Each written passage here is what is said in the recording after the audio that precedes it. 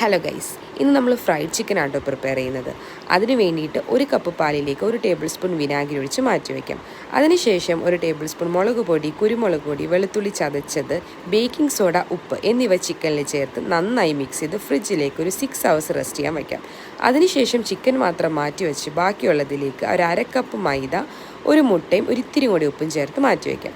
അതിനുശേഷം ഡ്രൈ മിക്സിന് വേണ്ടി 2 കപ്പ് മൈദ, 2 table spoon cornflour, കുരുമുളക് പൊടി, മുളക് പൊടി, ഉപ്പ് ഇതൊക്കെ ചേർത്ത് മാറ്റി വയ്ക്കാം. അതിനുശേഷം ചിക്കൻ നമുക്ക് 2 മിക്സിലും ഡിപ്പ് ചെയ്തെടുക്കണം കേട്ടോ. ഞാൻ 2 ടൈംസ് ഇത് ചെയ്യും, എന്നാലാണ് നമ്മൾ KFCയിലൊക്കെ കിട്ടുമ്പോൾ ആ ഒരു ക്രഞ്ചിനെസ് കിട്ടുള്ളൂ. അതിനുശേഷം സൺഫ്ലവർ ഓയിലിട്ട് നന്നായി മൊരിയിച്ച് ഒരു മീഡിയം ടു ഹൈ ഫ്ലെയിമിൽ നമ്മൾ മൊരിയിച്ചെടുക്കും. പിന്നെ നമ്മൾ കുബൂസും പ്രിപ്പയർ ചെയ്തിട്ടുണ്ടായിരുന്നു കേട്ടോ. സോ രണ്ടും കൂടി ചേർത്ത് നല്ല അടിപൊളിയായിട്ട് കഴിച്ചു. അപ്പോൾ അത്രയേ ഉള്ളൂ. Bye guys, bye bye.